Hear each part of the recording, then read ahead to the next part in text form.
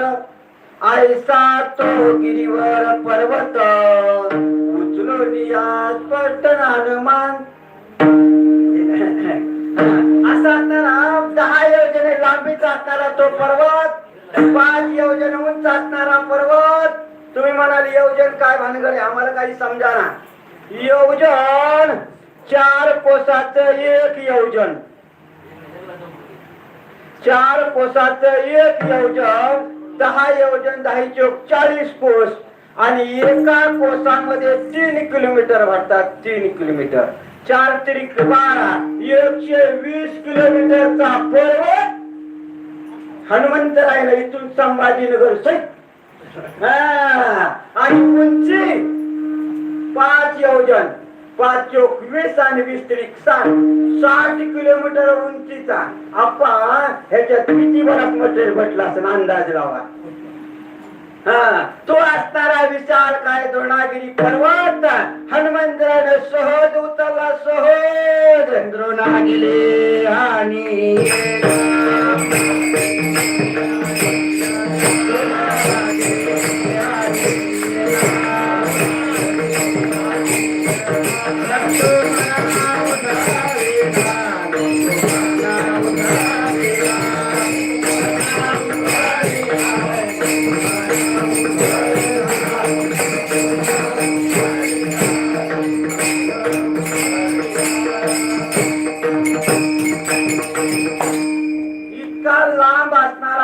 इतका उंच असणारा पर्वत हनुमंतरायने सहज हाताने उचलला. एका हाताने आपण पोट नाही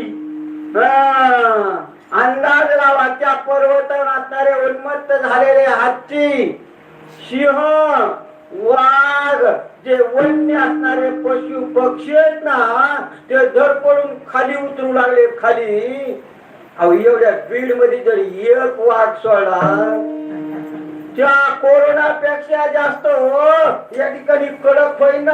घराच्या बाहेर पुणे येणार नाही. असे असंख्य वाघ, हत्ती, सिंह त्या द्रोणागिरी पर्वतावरून खाली सपाट उड्या टाकल्या.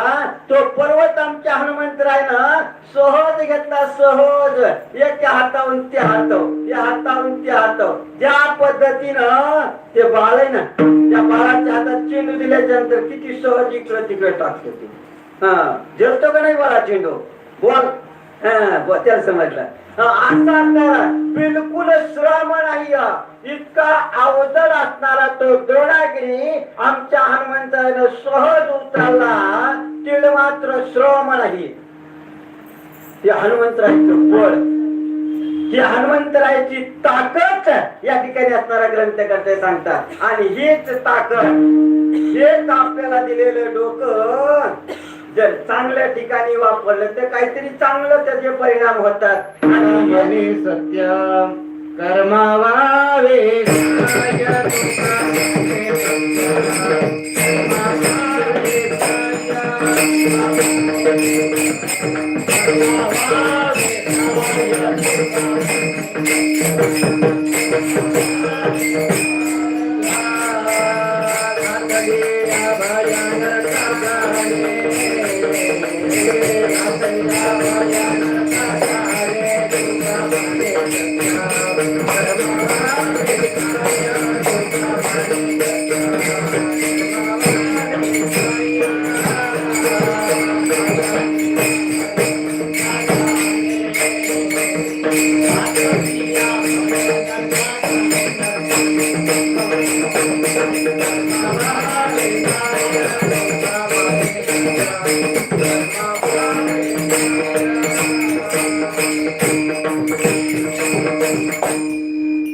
म्हणे साह्य भावे सत्कर्मा घातलिया भय नरका जाणे. आपले जन होत असले ते चांगलं करावा.